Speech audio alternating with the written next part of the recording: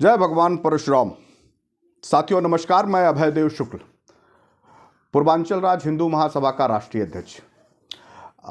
आज बात करते हैं गोरखपुर से। गोरखपुर में उत्तर प्रदेश के मुख्यमंत्री अजय कुमार बिष्ट जी चुनाव लड़ रहे हैं।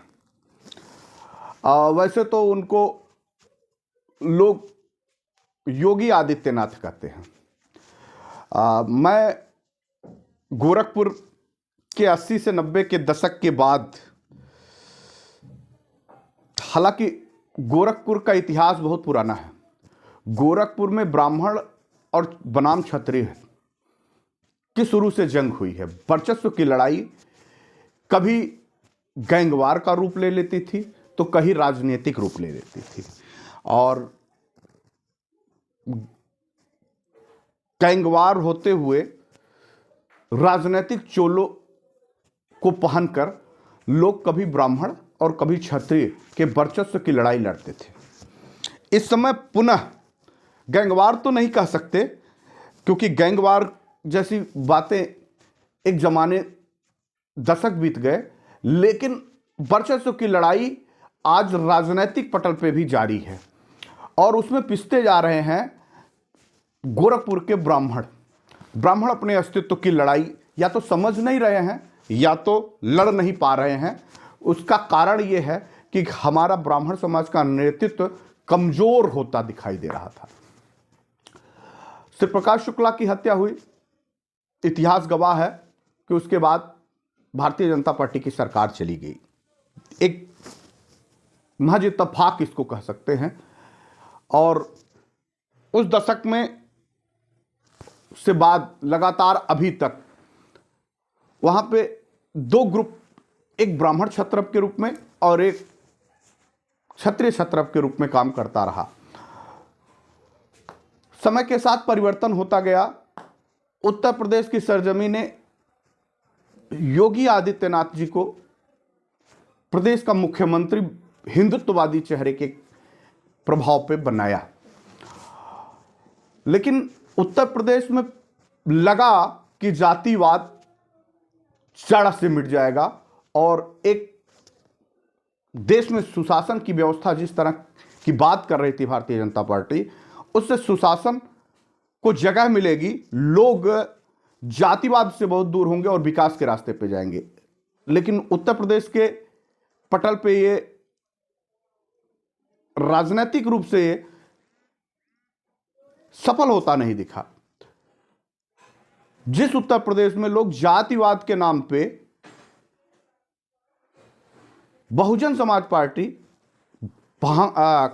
समाजवादी पार्टी और विभिन्न राजनीतिक, कांग्रेस को भी कह लें कि लोग ये कहने लगे थे वो सेकुलरवादी के रूप में माइनॉरिटी को बढ़ावा दे रहे हैं, और समाजवादी पार्टी के लोग भी माइनॉरिटी और यादव वर्ग के लोगों में अपना प्रभुत्व जमा के दूसरी बिरादरियों को इग्नोर करते हैं, और उसके कारण गुंडा राज, जातिवाद चरम पे है।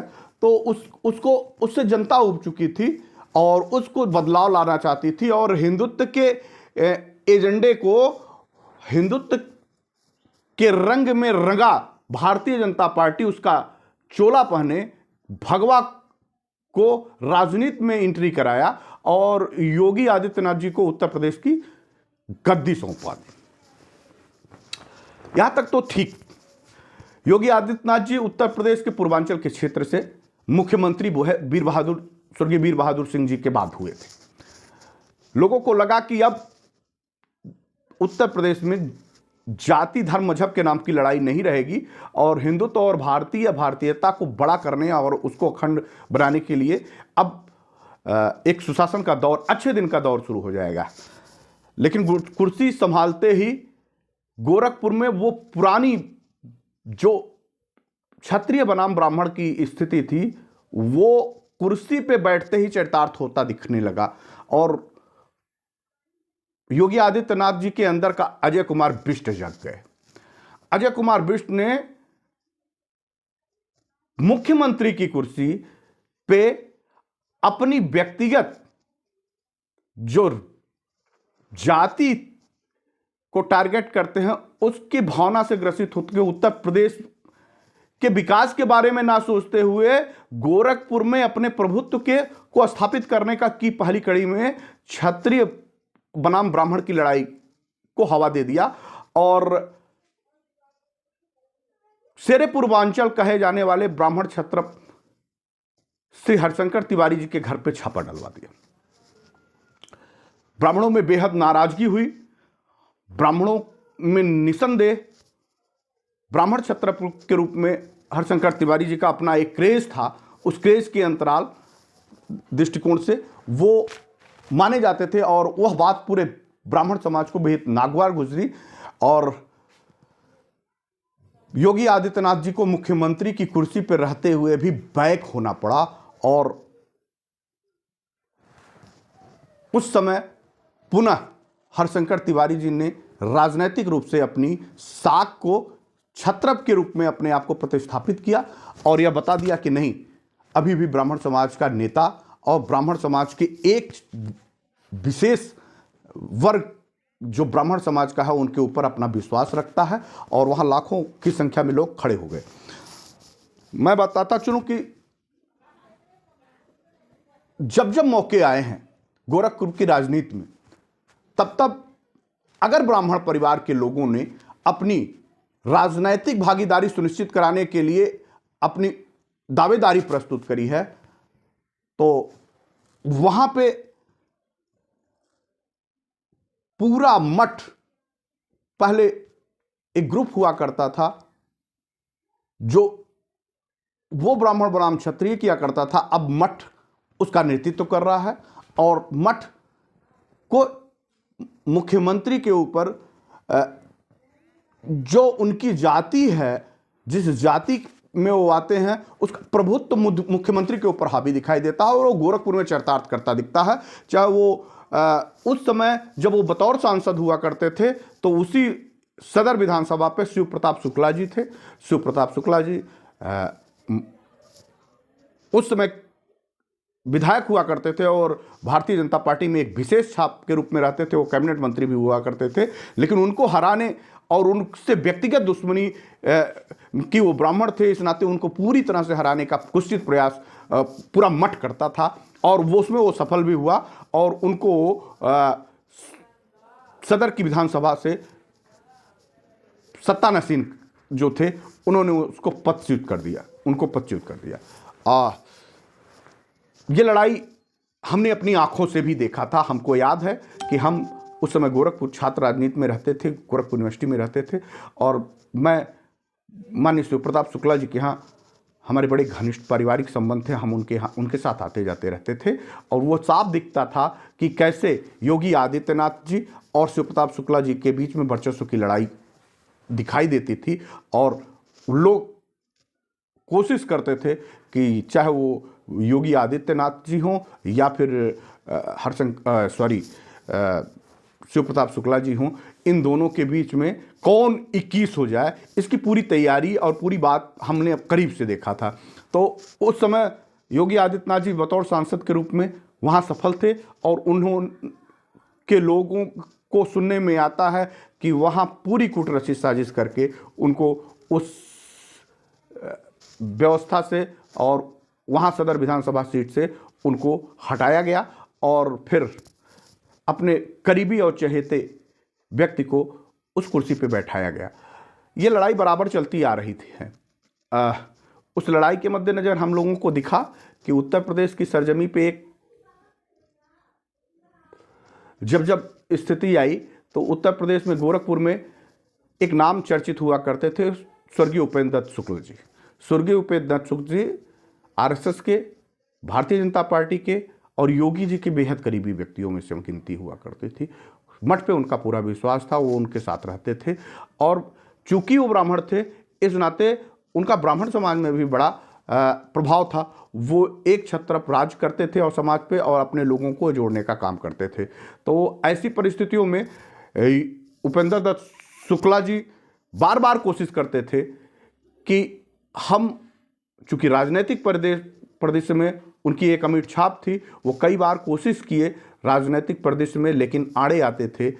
वहाँ ब्राह्मण बनाम क्षत्रिय का जो ग्रुप था वो क्षत्रिय ग्रुप जिसका नेतृत्व योगी आदित्यनाथ जी कर रहे थे, वो उन पे हावी हुआ करते थे। और लोग कहते हैं कि निरंतर जब भी ऐसा मौका आया है, योगी आदित्यनाथ जी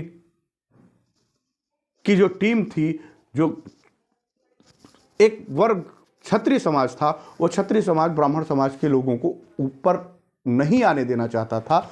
इस नाते जब भी ऐसी स्थिति आती थी, उसका प्रतिनिधित्व करते हुए वो उनको टिकट से वंचित कर दिया करते थे।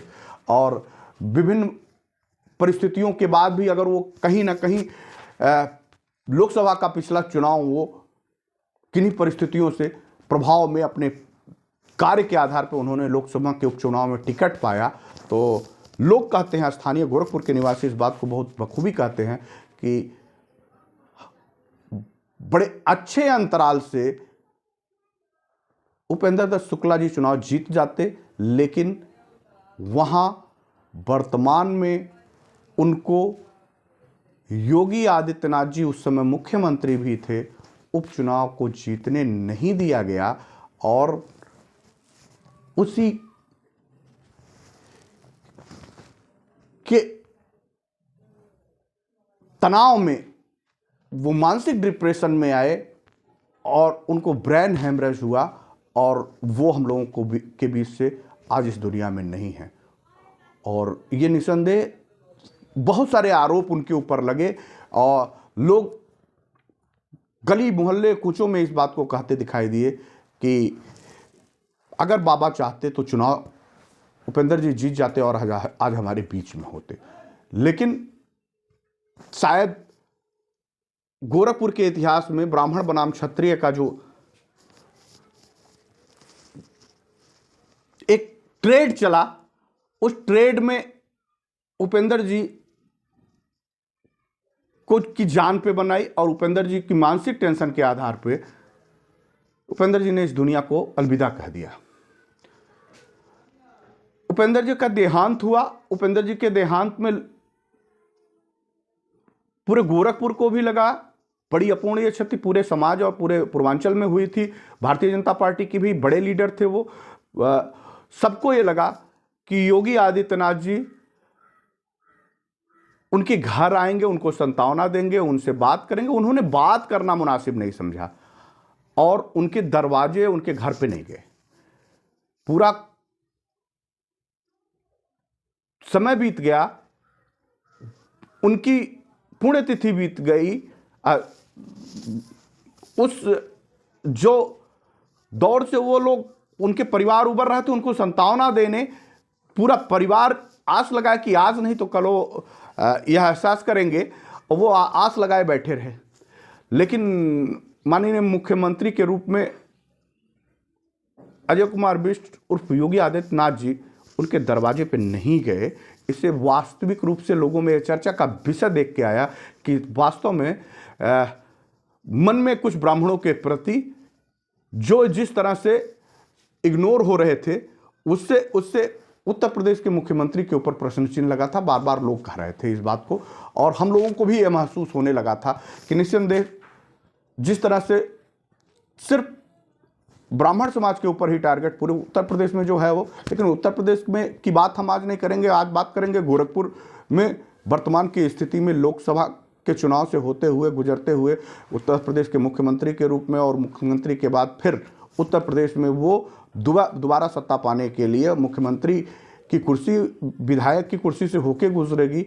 तो गोरखपुर में पुनः वापसी हुई है, और गोरखपुर की उसी सदर विधानसभा से जब कभी शिव प्रताप शुक्ला को उन्होंने हराया था, उस शिव प्रताप शुक्ला को अपने मंचों पर बैठा के ये संदेश देना चाह रहे हैं कि शिव प्रताप शुक्ला जी अब वो बात भूल जाएं कि हमको कभी सुनियोजित साजिश के तहत यहाँ से हराया गया था, सिर्फ इस नाते कि मैं ब्राह्मण था।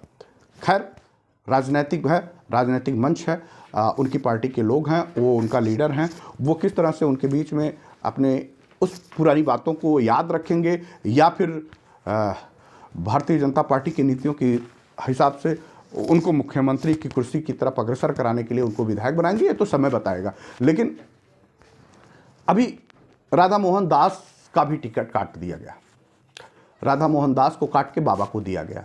उनको भी लोगों में चर्चा थी कि एक वर्ग विशेष, हालांकि इस विशेष पे हमको अपने समाज पे ही बात करनी है कि क्यों आज ब्राह्मण समाज उत्तर गोरखपुर की सीट पे पूरे प्रदेश की ब्राह्मण समाज के लोगों की निगाहें हैं कि गोरखपुर का ब्राह्मण क्या सोच रहा है। गोरखपुर का ब्राह्मण क्या स्वर्गीय उपेंद्र दत्त शुक्ला का परिवार, जिसने पूरा जीवन समर्पण भाव से भारतीय जनता पार्टी की मदद करी थी और उनके साथ समर्पित जीवन किया था, उसी में उनका वो एकमात्र सिर्फ एक कार्यकर्ता के रूप में, एक पदाधिकारी के रूप में इतना हक तो बनता था कि उनके परिवार में कोई उनका जो मुख्यमंत्री की कुर्सी पर हो जाति का नहीं होता। वो उनके यहाँ शोक संवेदना है। वो पूरी, हम किसी दलित परिवार के यहाँ कोई घटना होती है, मैंने देखा कि वो गए, कोई क्षत्रिय समाज के साथ घटना होती है, देखा मैंने, वो गए। बहुत सारे ऐसे परिस्थितियाँ थी, उनमें बहुत सारे लोगों में हम योगी आदित्यनाथ जी स्वयं शिरकत करने चले गए। लेकिन उपेंद्र शुक्ला जी खांटी भारतीय जनता पार्टी के सच्चे सिपाही के रूप में थे और उन्होंने जीवन पर्यंत कभी समझौता नहीं किया। लेकिन एक मुख्यमंत्री के रूप में योगी आदित्यनाथ जी उनके घर शायद इस नाते नहीं गए कि वो ब्राह्मण परिवार से थे। और ब्राह्मणों के मन में जो एक भाव है कि योगी आदित्यनाथ जी बतौर मुख्यमंत्री हैं और फिर योगी हैं, योगियों की कोई जाति नहीं होती है। इस तरह से जाति से दूरियां बनाना न्यायोचित नहीं है। मुझे नहीं लगता कि वो कौन सी ऐसी परिस्थितियां हैं जिसके कारण ब्राह्मण समाज से इतनी दूरी उनकी है। ये तो वही बताएंगे, या फिर हमारा समाज भी इस बात से को जानता है कि आखिर वो कब बताएंगे। हमने और हमारे अपने समाज के लोग कब उपेंद्र दत्त शुक्ला जी की पत्नी उपेंद्र दत्त शुक्ला जी की आत्मा का क्या न्याय मांग रही हैं।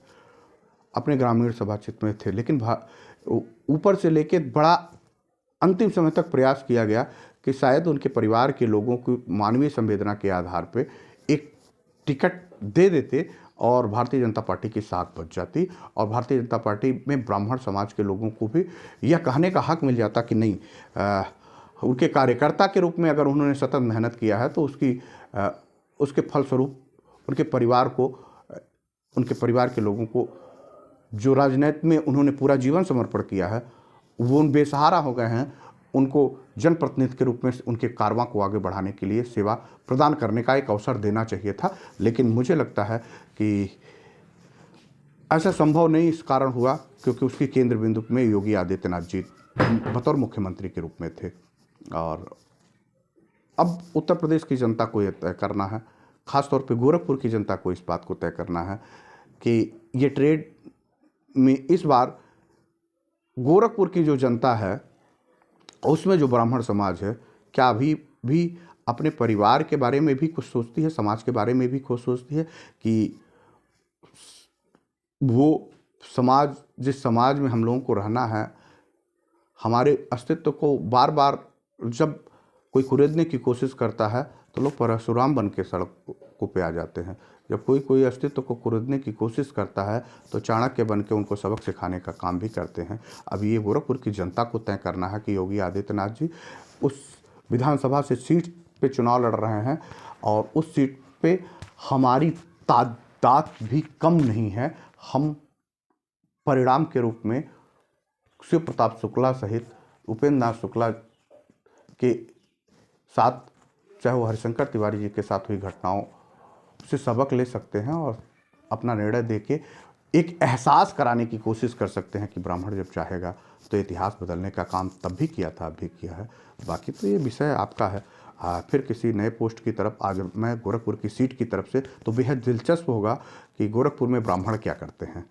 ब्राह्मण समाज की तरफ पूरे उत्तर प्रदेश की निगाहें हैं। क्या इस दृष्टिकोण से कि कोई एक मुख्यमंत्री सिर्फ एक जाति विशेष पे टारगेट करके उनका उत्पीड़न कर रहा हो, हम लोग कुछ नहीं करेंगे, हाथ पे हाथ धरे बैठेंगे। वहीं मैंने गोरखपुर में देखा है कि काजल सिंह नाम की एक बच्ची थी, गलतियां किसी के साथ हो उनको न्याय मिलना चाहिए। काजल सिंह नाम की बच्ची थी, उसके साथ जघन्य अपराध हुआ, उसको सरेआम गोली मारी गई थी, तो उसके बदले में योगी आदित्यनाथ जी ने पूरी ताकत लगा दिया था और 1 हफ्ते के अंदर उस गोली मारने वाले का काउंटर कर दिया गया था। ये भी पता नहीं किया जा सका कि सच और सत्यता क्या थी। मैं इसमें नहीं जाना, लेकिन उसने गलत किया था तो उसके साथ गलत होना चाहिए था। लेकिन वही काजल पांडे को लोगों ने बलात्कार कर हत्या कर दिया और उनके सह आरोपी जो आरोपी हैं उनमें उन दूसरे सिस्टम से उनका नाम इस बात से आता है कि वो वर्ग विशेष से टारगेट रखते हैं। इस नाते उनको न्याय नहीं मिल पा रहा। उन काजल पांडे के हत्यारों को कब इनकाउंटर होगा, ये तो मुख्यमंत्री को भी जवाब देने की ज़रूरत होगी। तो हम सब लोग आने वाले दिनों में उत्तर प्रदेश की राजनीति में गोरखपुर की राजनीति का भविष्य तय करते हुए दिखाई देंगे। गोरखपुर के ब्राह्मणों के ऊपर बहुत कुछ डिपेंड करता है। यह सोचने का विषय है उनका कि क्या करेंगे, ये निर्णय उनको लेना है। और गोरखपुर के लोग अपने परिवार के साथ, मैं तो एक ही बात कहूँगा कि 4 बांस 24 गज अष्टुलंग प्रमाणता ऊपर सुल्तान है, मत चूके चौहान। नमस्कार, धन्यवाद।